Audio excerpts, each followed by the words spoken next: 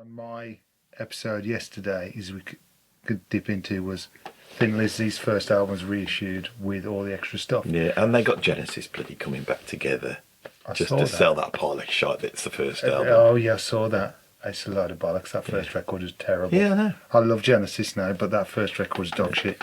The Thin Lizzy album, I listened on the flight to Stockholm. I thought, right, I need some of this too. All the backing stuff, love my Phil Lynott, listen to it. Oh, that's interesting, that's interesting. I'm not interested in buying it. I'm not interested in even hearing it again. All you hear is Phil Lynott go, was that a good take? Should we do another take? And then the engineer goes, take 4. And then... And does he say anything like, have you got a little Irish in you? You got a little Irish in you. Tomorrow, Phil, say that for over the and over stage. again. I don't think Tony Visconti wants you to sex him. So yeah. He does really. Maybe he worked with Bowie, he probably did. I met Tony Visconti's daughter. Did you?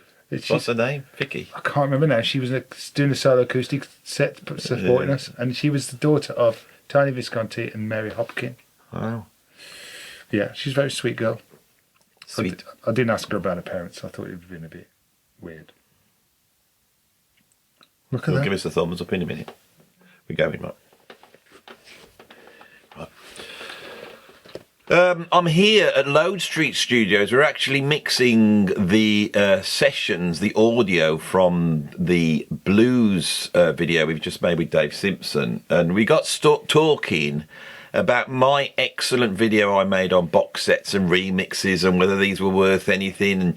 And the subject came up of the new Rubber Soul album, an album by the Beatles that's coming out in a very expensive, buffed up, puffed up format with all bells and whistles and all sorts. And of course, us Beatles fans, we've all got to go and buy it, haven't we? We've all got to go and buy it. Got to do it. No choice. And I mean, when I did the video on the box sets and the remixes, it did seem to chime with many people. So I know I've struck gold here. So we're going to do another video. You've done one on Rubber Soul as well. I've done a little snippet. I touched upon it a little bit. Yes, I have, yeah.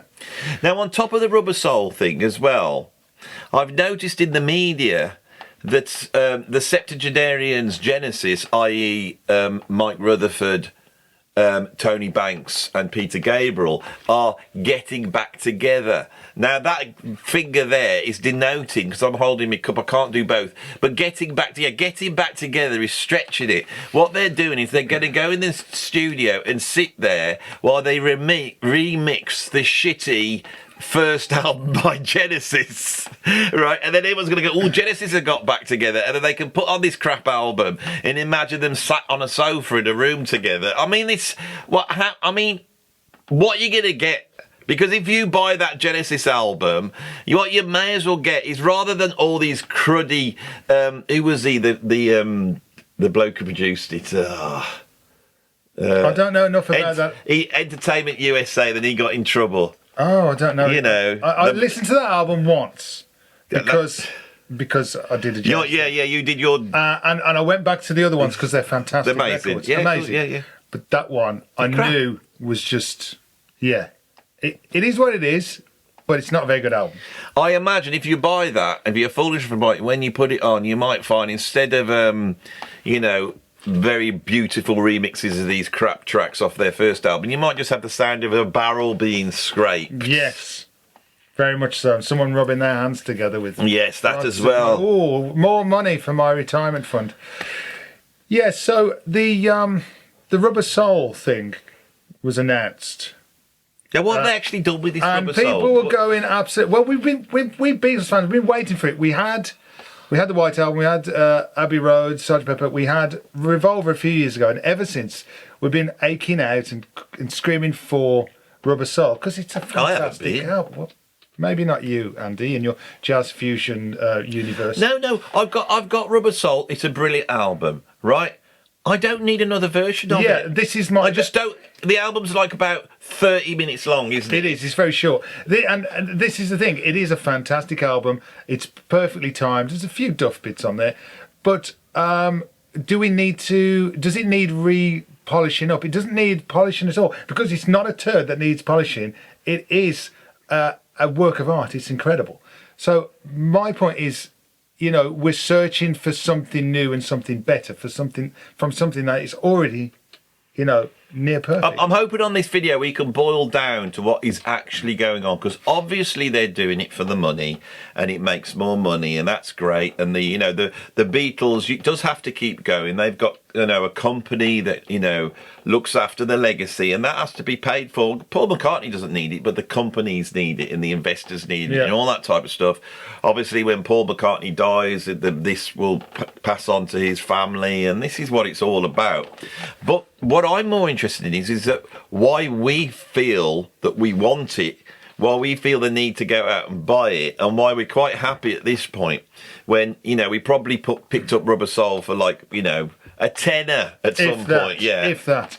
Well, I think there's people like buying the same album twice, especially if an album they love. Also, remember, you said this to me earlier. I don't get it. But imagine remember the time when you heard one of your favourite albums for the first time, and you were like 14, and it blew your mind. You thought incredible. Got Ace of Spades by Motorhead. You couldn't get enough of it. I think we're trying to get that feeling again in our 50s or whatever. And you're trying to recreate that moment, but obviously it's been redone, it's been remixed and remastered, and it's got a mono version. And I think there's an element of trying to search for that excitement again, going out and buying it like you went and bought it when you were 14, And of course, there's the other side of the argument. There's a new audience. There's young people. But the young people aren't going to be buying 150 quid. They're not going to be. I mean, I've had a look on here of how much it is. If you'll just entertain.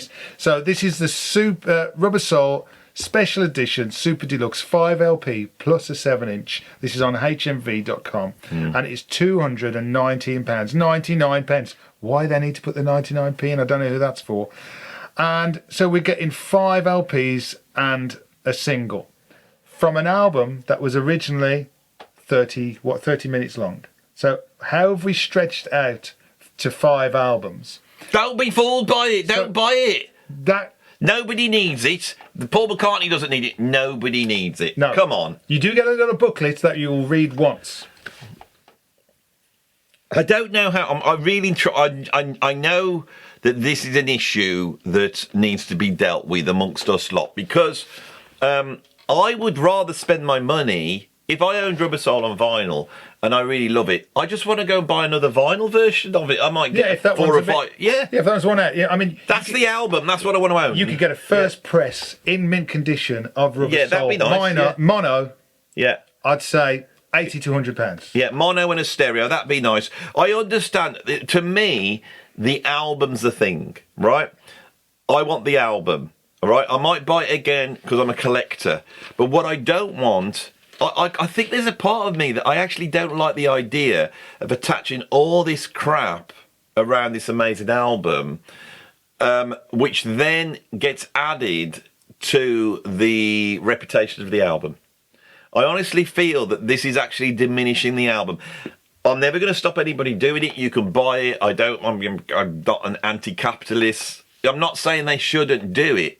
It's just my personal opinion is, for me, it's somehow diminishing Rubber Soul. Because the Rubber Soul, if someone said, oh, it's an amazing album, go and check it out. You sit down and you listen to the album.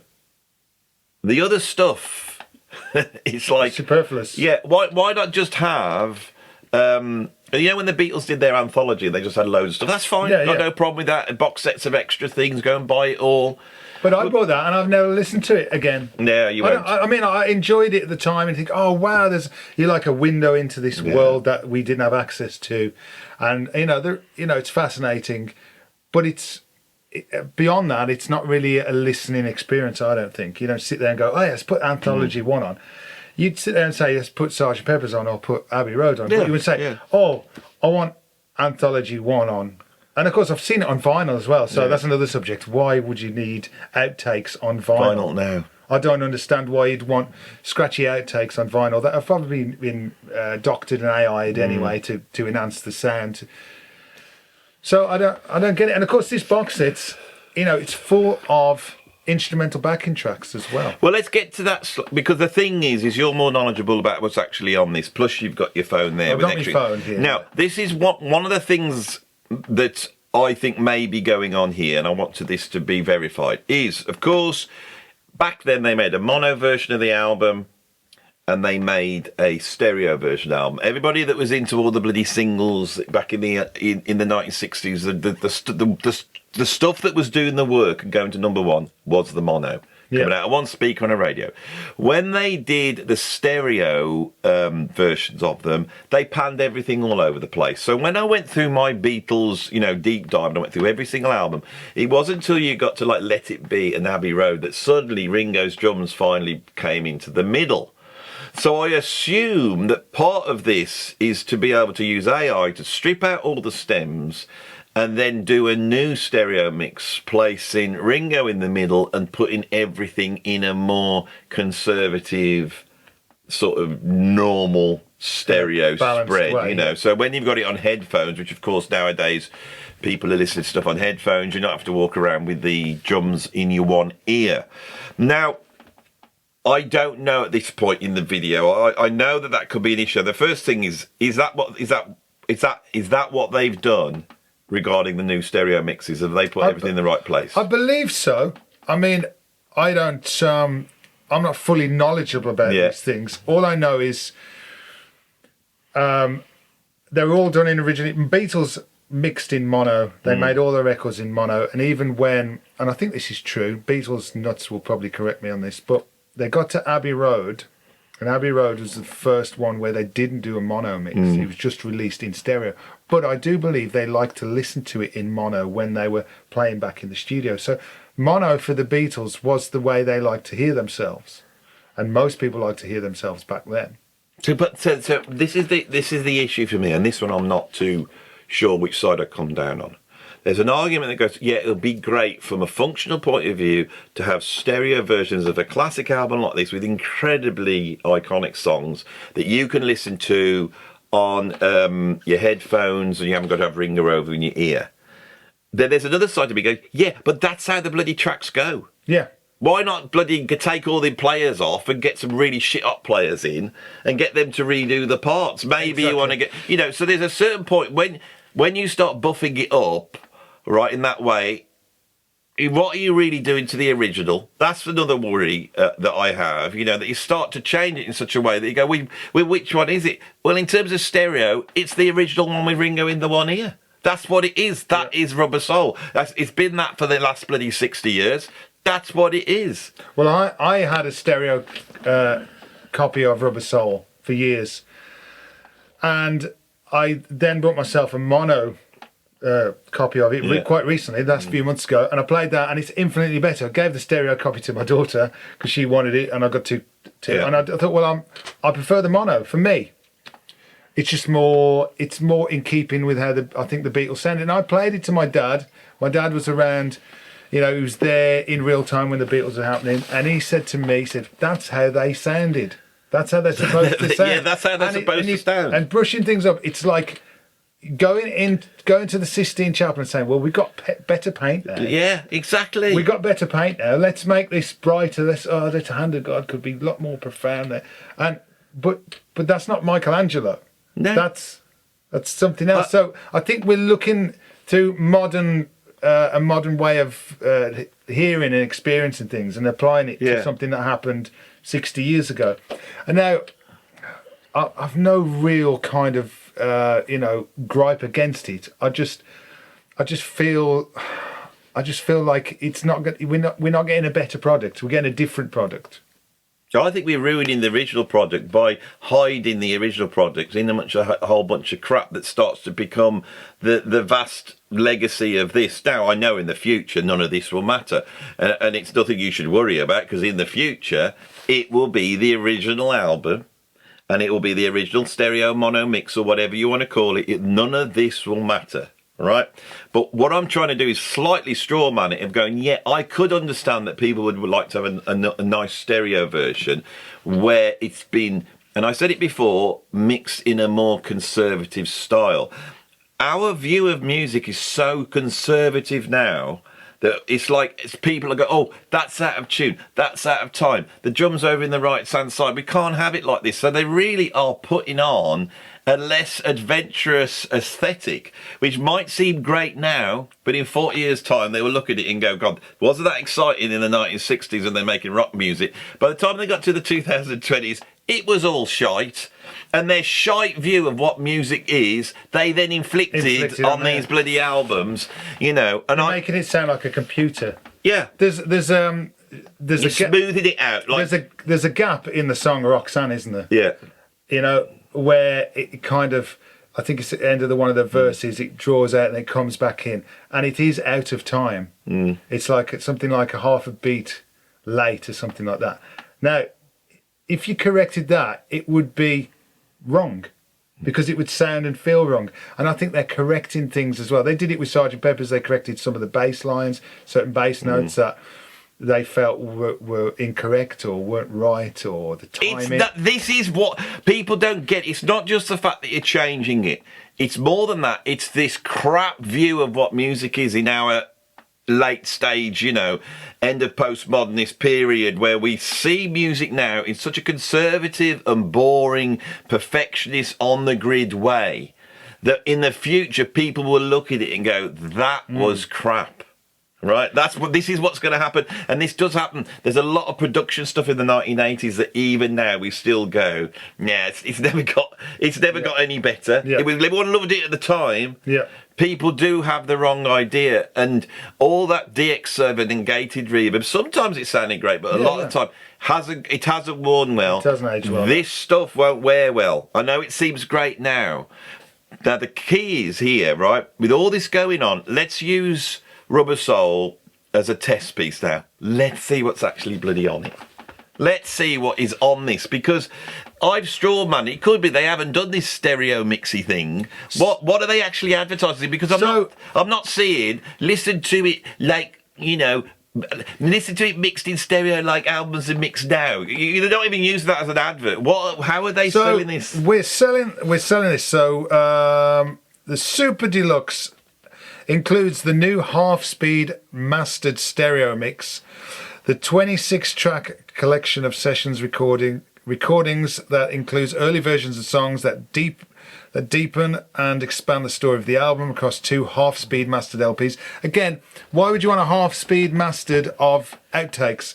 That's my kind of... I mean, this is for those of you who don't... I mean, we're musicians and we know what... To decipher this, what they're doing is their half-speed mastering it's really ensuring quality. Really, really, going slower as you master it. It's been remastered. Fine. I don't agree with it on these... when you're remastering albums and making them, keep buffing them up.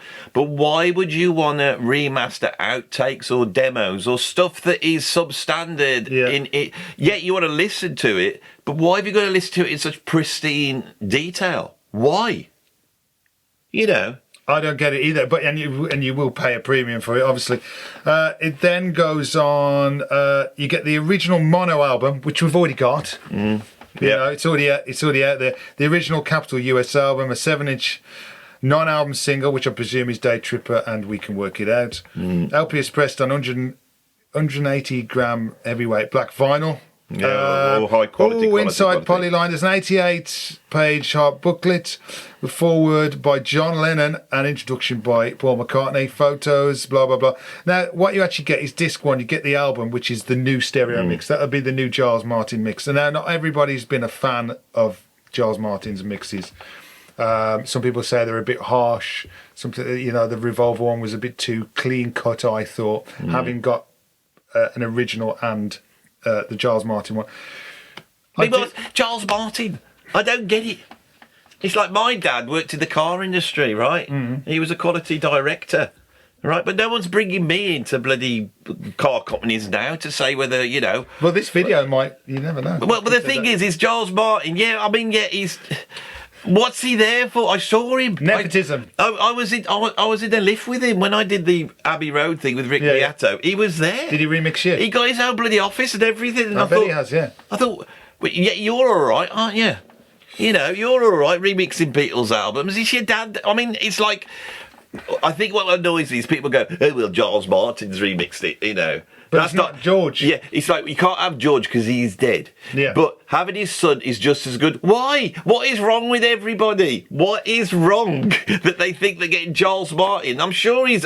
Well, we found that with Julian Lennon, didn't we? I mean, Julian Lennon, you know, he got held up here, bless him, and he was never going to be John. No, this is the thing. And it's not, I mean, it's hard to be John Lennon. But my point is that how stupid are people? They go, well, Charles Martin's done it and it's in the blood. I mean, what are they thinking? That he's done this? What does it mean? I mean, it's like... Well, let me carry on, because this is going to get you goat even more, Andy. So, disc 2 is... It looks like the album. We've got Wait, Run for Your Life, Norwegian Wood, but it's instrumental backing track. Takes 1 to 5 instrumental backing track for Run for Your Life. First version, 5 takes of that 1 to 5, vocals. and they've put together without. They took the best bits by the sound of it. So it takes 1 to 5 instrumental backing track. So it's not even one take instrumental. They've compiled those takes. It goes on. There's different versions of Norwegian Wood. Take 2, take 3. Drive My Car takes 1 and 2 instrumental backing track. That means Drive My Car. You just have the back track. You could sing along. You could do the beep beep. So let me get the head around this one. So what's happening is, are the Beatles going in, cutting the track without vocals? They get a good take, you know, and then they get the best take, and then they put the vocals on. Is that what it I is? presume that's what's happened. Have they taken the vocals off so we can hear it without vocals? Maybe they did 2 different takes. There was some vocals on there. They've took the vocals off, and you can hear it without vocals. But they've compiled takes 1 and 2 instrumental backing track. The next one is Day Tripper, a songwriting work tape. Yeah. Mm. So you can have a songwriting work tape, and then you can have Day Tripper take 1 instrumental backing track, takes 2 and 3 instrumental backing track. So that's 3 lots of Day Tripper. Then we go on. Is another instrumental backing track. If I Needed Someone, In My Life, take 1. In My Life, extract with unused organ solo. So we've all been waiting for this organ solo. Wonder who did the organ solo? It would have been George Martin, wouldn't it? I think. You reckon? Yeah, because I know there was a piano solo on the original, and they sped the tape up, didn't they? Paul's demo for We Can Work It Out. Take 1 instrumental backing track for We Can Work It Out. Another karaoke. This is just discs and discs of instrumental. So, it's karaoke based, basically. Nowhere Man. We got Nowhere Man of take 2. The second version, take 5, but that's an instrumental. I'm Looking Through You, take 1. Take 2. Take 3. Michelle, guitar rehearsal. Michelle, take 1. What Goes On, which is a terrible song, by the way. Take 1.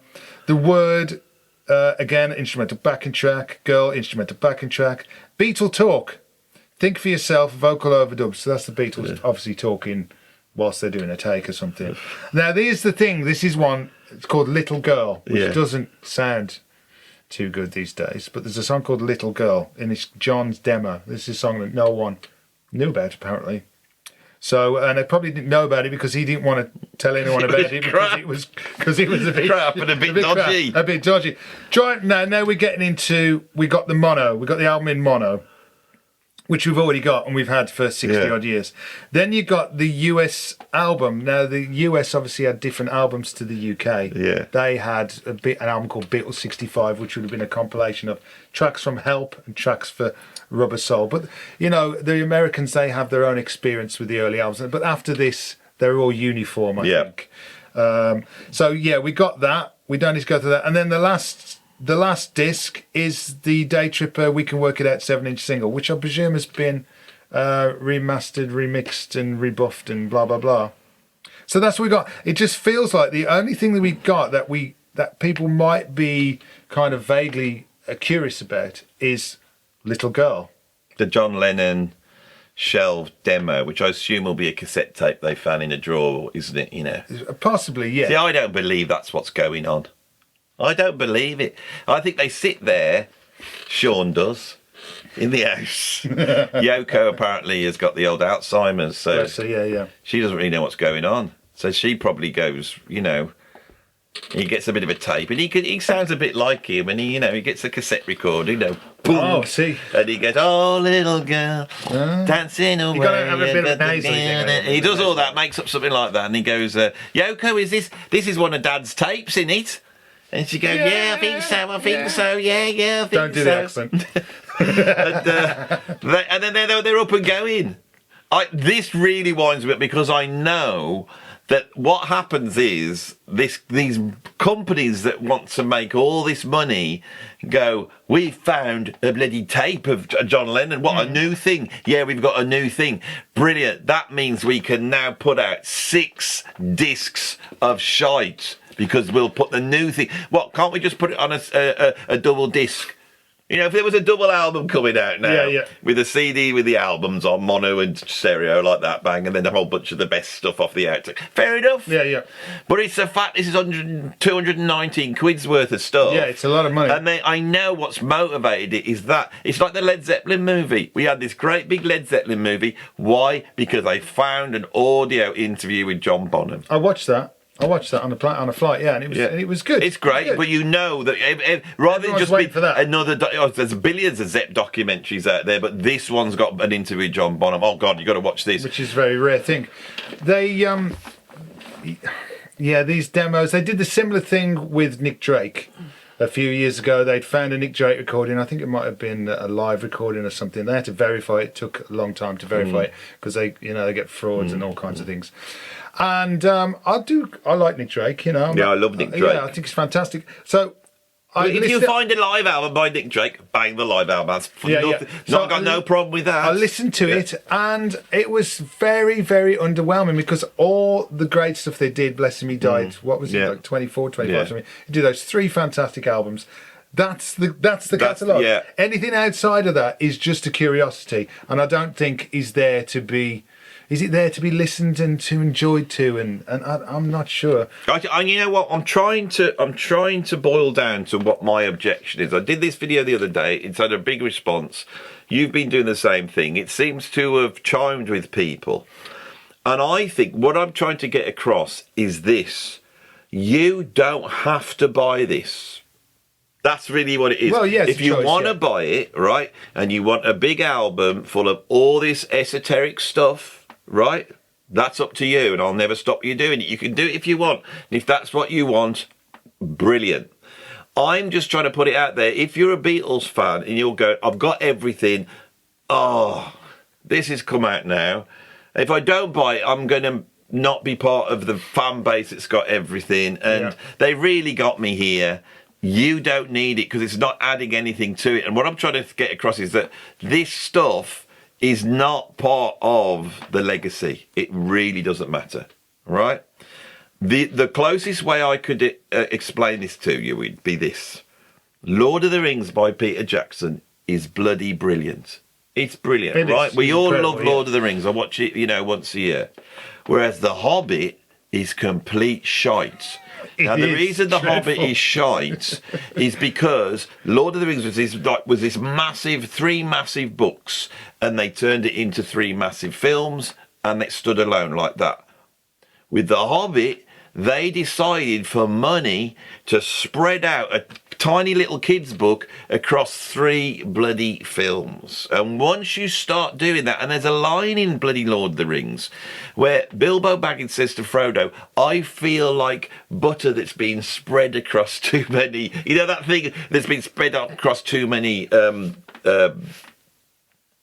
slices of bread. That's what we've got here. I got no problem with this stuff coming out, but a box set with 6 discs in, when the internet exists, where YouTube exists, it's not even like you can't hear it. Yeah. Everyone can go and bloody hear any of this stuff. Yeah. And I will do that with the Rubber Soul thing when it comes out. I will listen to it on. I'm not interested. I'm curious about it, but I don't need to own it. No. I recently did a video about Cream Wheels of Fire being remastered and reissued, and what they'd done is they'd found some old tapes. And the original album, I've always loved the original album, but there was a kind of weird sound on the vocals. It almost sounded like it's too much reverb. And they got the mix wrong, and so they found these old tapes, and they found the original mono tapes, and they found the original stereo mix, and they redid it. And I must admit, it was a massive improvement on the original album. That is one case where it did actually work, but they did stretch it out. They did stretch it out, and they put all these different discs in, which I will probably never listen to again. But the main album I will listen to. So maybe Rubber Soul, the remastered thing that they do in the stereo thing, it will be something that people will listen to again and again. I think a lot of people. But all the other bump and all the other stuff, I think is completely unnecessary. Put it on Spotify or whatever else, or whatever whatever streaming is. Listen to it on there. I don't think you need to own it. My point is, as I've said, you don't have to buy it, right? But also, when this comes out, we will ignore it, because all these things that happen, you get 10 years later, no one even remembers any of it, do they? No. You think of all this. I mean, the Beatles were doing this a few years back. They did this thing where they brought out a track, didn't they? Remember? Yeah, they did Free as a Bird, which was Now and Then. Yeah, but the second one they did Now and Then, and it was everywhere. I did a video all on that. It was a number one. Yeah, it went to number one. Everyone's going on about it. Does anyone class that as being in the Beatles canon now? Not really. Does anyone even think about it? Does it matter? No. We think about the albums and the classic singles of the time, and then anything after. I even think like the anthology, really, a lot of the stuff that was released on the anthology, and I enjoyed it at the time. I think that's kind of gone out of public consciousness as well, in terms of how we think about the Beatles. See, I wonder whether there's a thing going on here where, obviously, when something's been out there for a while, it goes into public domain and there's no copyright on it. I wonder whether, to maintain the copyright, they have to come out with something where it's been put in, it's been transformed, i.e. it's in a new stereo mix. So that stereo mix now, it now extends the copyright on these tracks. Now, we are getting to a situation where all the rock stars are now around about 70, 80 years old. Every single legendary rock star is at the point where they're all dropping like flies. So what they're doing is they're doing deals where they are selling back their catalogues. As we all know, Bruce Springsteen did, what was it, 500 million worth of stuff. Dylan's done it, and I think Neil Young. Now, the reason for this is because the money is made now by pulling people in, like we're doing now. There's adverts on this video, and that's how you make money. And by placing these tracks, these are commodities which everyone has to pay for, right? So if I'm earning money on this, and then we were to put a Beatles tune in, Paul McCartney and the rest of them are now getting the money. This is a powerful thing, that you could just drop something into the media situation now, right? I can make an hour video, you can make an hour video. You put in 20, 30 seconds of the Beatles, Paul McCartney's getting the whole lot. Yeah. And so these guys are dying, and I think what they're doing is the company is moving around to going, right, we now own this. Yeah. And we have centuries to pull the money back. Centuries. If we could keep this in copyright, then over the next 200, 300 years, we can get money. I got stung by this and realised it many years ago when I did a video on Louis Armstrong, assumed all this stuff that was 100 years old would be public domain. And there it comes on, and I don't know who's getting the money, because Louis Armstrong's been dead for nearly 60 years, the 50 whatever years, 55 years. And so, and I just thought, my God, they've just grabbed my whole video. Louis Armstrong has just grabbed my whole video for a tune written in 1926. Bloody hell. Can you imagine that 100 years later, that they're pulling the vast amounts of money. Yeah. And so I think this is where the legacy of rock and roll tumbles over into being something else. It's a business. Yeah. It's a corporation. Well, an asset. Well, the head of Apple now is a new guy, and apparently, correct me if I'm wrong, YouTubers, viewers, it was used to be the head of Disney, or some bigwig at Disney. So the Beatles thing is becoming a corporation. But there was a podcast I listened to recently now, and they're saying that have we got to the point where we've had enough of the Beatles? is the big oversaturation. We've had the remastered things. We've had the Get Back movie. We now got these movies coming out, haven't we? The Beatles movie. They're going to do Beatles biopic. Then they're going to do 4 different ones about each member. So this is all through a corporation. This is a corporation now. You know, it always was a corporation. Apple Corp was always a corporation, but it's getting into the realms of Disney now, I think. I don't know, but I just wonder whether this box set also it prepares and ramps that up, because it says, right, we have a new album out and this is it. This is a new product. It came out the other day. We've renewed all the contracts on it. We've got this, this, and this, and this. You know, because literally, if you have a hit record, so the record company owns it, and then you were to re-record that hit record, just change a few little things, right? Maybe just move the whole thing up a semitone or something like that, or down. Then you own that. You own the physical track because you have transformed it. And I wonder whether all this is about that, because then it safeguards the whole lot. Does that make sense? It safeguards the whole lot. So Norwegian Wood gets played in a bloody film, right? We've still now got another 50 years. Squeeze did an album a few years ago called Spot the Difference, and it was all their greatest hits re-recorded, so that if anybody wanted to use their songs for advertising or anything, they could come to the band and they'd get a better deal than if they went to, I don't know, Universal, whoever owns their back catalogue, I'm not sure. So that is... And they had to alter them all slightly. No, they just re-recorded them. Yeah, they do have to. You have to show. I think you would have found that there'd be just slightly different keyboard part, or just maybe the keys were slightly different. I don't know, but the album's called Spot the Difference, to see if you could tell the difference between the old versions and the new versions. I know it was a very good kind of. They did a really good job, to be fair. But at the time, I thought, well, this is a bit pointless. Until I heard the story. Glenn Tilbrook talks about, well, actually, we're not getting any money for when people use Tempted and songs in advertising. Because I listened to that album. I thought the way they changed it for Cool for Twats. Cool.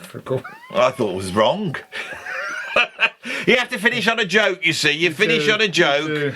Cool for twats. Don't be a twat. If you want to buy it, but don't feel pressured. You know, I'm not being nasty here. Everyone thinks I'm a nasty man. I'm saying to you deep down, if you don't want to if you sit there thinking, oh, do I have to buy this? No, you don't. You're not missing out. You still have all the Beatles albums. You don't need this. They've conned you into thinking this is an extra thing that you've got to have.